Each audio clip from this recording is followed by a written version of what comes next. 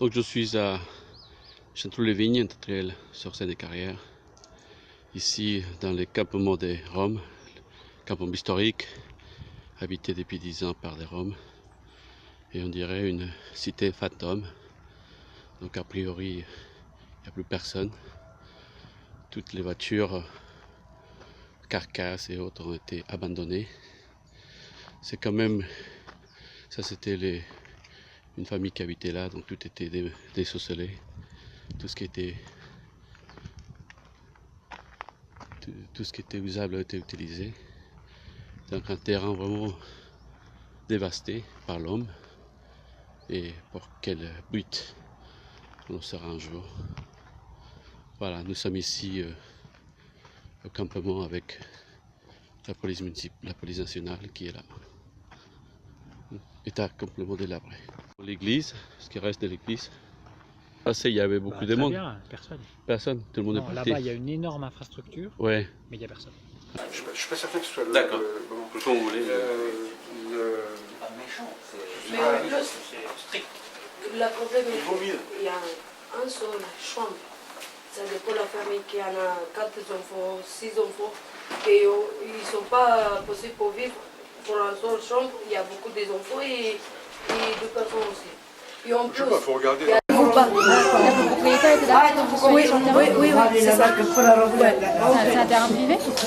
Oui, il y a 2 propriétaires, il y a 8 propriétaires, 7 il a laissé pour rester là, il y a un qui n'est pas d'accord.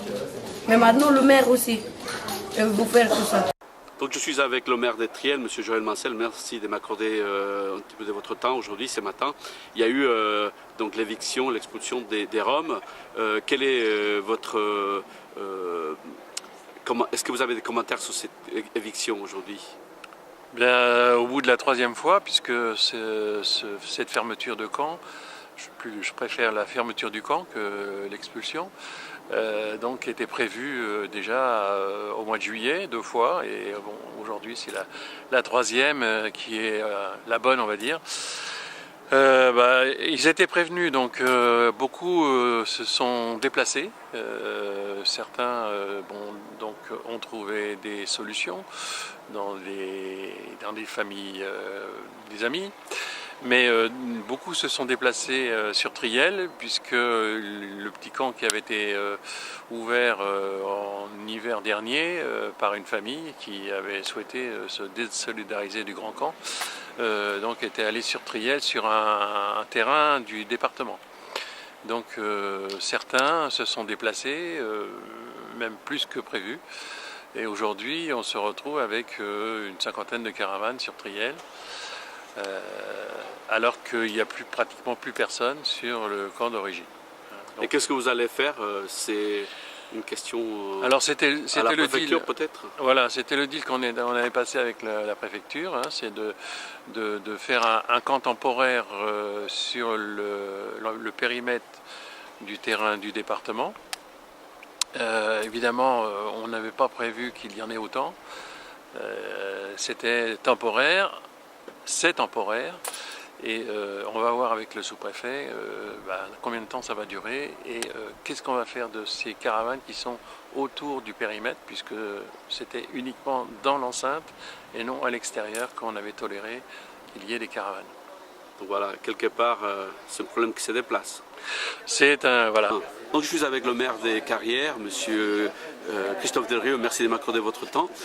Aujourd'hui, donc, un des camps des Roms a été aussi fermé, donc pour ne pas dire expulsé.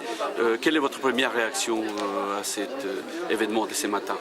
C'est une réaction qui est d'abord la légitimité de l'action qu'on a commencé à mener depuis 2 ans. Hein. Depuis 10 ans, il y a des campements de Roms qui existent sur la plaine, où on a aujourd'hui une mer de déchets considérable. Il y a eu 2 incendies majeurs en 2016-2017, un incendie qui a occasionné le décès d'une jeune fille, parce que ces espaces ne sont pas du tout appropriés à l'accueil de population.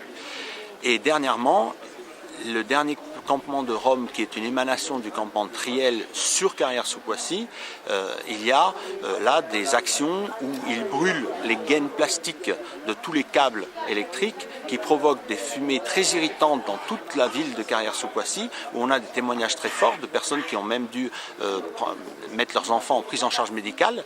Donc on est arrivé à une situation où j'ai pris un arrêté pour justement fermer ces campements. J'ai demandé à tout le monde de quitter ces campements le plus vite possible, donc ça depuis le mois d'avril, petit à petit, on a informé tout le monde qu'il fallait partir, et avec les services de l'État, à la fois la préfecture des Yvelines, la sous-préfecture de Saint-Germain-en-Laye, mais également la préfecture de région d'Île-de-France, dont c'est la compétence de gérer tous les campements illicites qu'il y a dans la région, nous avons donc eu le concours de la force publique de telle manière à ce que ça puisse se faire. Ça, c'est sur la partie autorité. Bien sûr, quand on est maire, on n'est pas que autorité, on est aussi un centre communal. On est aussi un centre communal d'action sociale, on est aussi là pour faire de l'accompagnement humain. Et ce matin, à Carrière-sous-Poissy, dans la commune dont je suis maire, on a accueilli toutes les personnes expulsées avec une collation, avec un accompagnement, avec la mise en place de bus pour les emmener directement dans leur lieu d'hébergement. Donc voilà, ça c'est l'humain et c'est justement le côté social qu'on souhaite aussi mettre en place quand on fait ce type d'opération. Bon, donc aujourd'hui, c'est pour vous une affaire classée, terminée, ou est-ce qu'il y aura des séquelles? Je ne sais pas si c'est des séquelles, mais en tout cas, ce n'est pas une affaire terminée, elle ne fait que commencer parce qu'ensuite il faut nettoyer tout ça. C'est-à-dire qu'aujourd'hui, on est à peu près 1 million d'euros d'estimé de nettoiement de toute la plaine et de tous les déchets. Un bureau d'études? Trois entreprises qui ont été mandatées par la communauté urbaine Grand Paris Seine-et-Oise et par les collectivités, que ce soit Triel ou Carrière-sous-Poissy, pour avoir une estimation globale du nettoiement. Nous derrière on pense, moi je me suis rapproché par exemple de Pierre Bédier et de Philippe Pascal qui est le directeur d'Activity, l'agence d'insertion des Yvelines, pour peut-être bâtir un énorme chantier d'insertion pour ce nettoiement, ce qui n'est pas non plus une idée si sotte à réfléchir. Donc ils ont été assez réceptifs et favorables à travailler l'idée, en tout cas elle n'est pas encore finalisée. Mais le plus gros du travail, c'est ça, c'est que maintenant il va falloir redonner toute sa noblesse agricole à cette terre, parce qu'il y a des gros projets qui existent, notamment avec la communauté urbaine Grand Paris Seine-et-Oise et la phase 2 et 3 de tout ce qui est la culture du miscanthus, par exemple. Mais on a aussi... Justement, on s'est posé la question de ces projets, il est où? Parce que depuis 3-4 ans, on ne voit pas des résultats, on voit pas on a l'impression que ça a été un projet qui a été délaissé, voire abandonné. Pas du tout. Aujourd'hui, on a des partenariats avec Renault, des partenariats avec Peugeot pour faire des tableaux de bord. Ce qui a été dit en 2013, monsieur le maire. Ce qui a été dit en 2013. Mais le résultat tangible, on ne le voit pas depuis 2013. Le résultat tangible, il est là, puisqu'aujourd'hui, il y a des tableaux de bord qui sont en train d'être fabriqués avec du miscanthus. Il y a des agglos. Mais pas des miscanthus qui sont produits ici dans la plaine. C'est une filière qui est constituée petit à petit.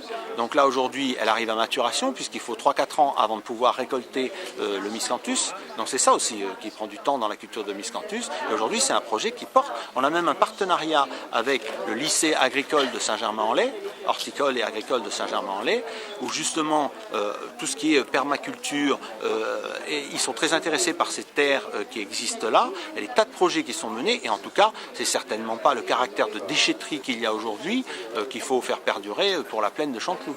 Merci monsieur le maire pour cette première impression et puis on va suivre ces dossiers avec un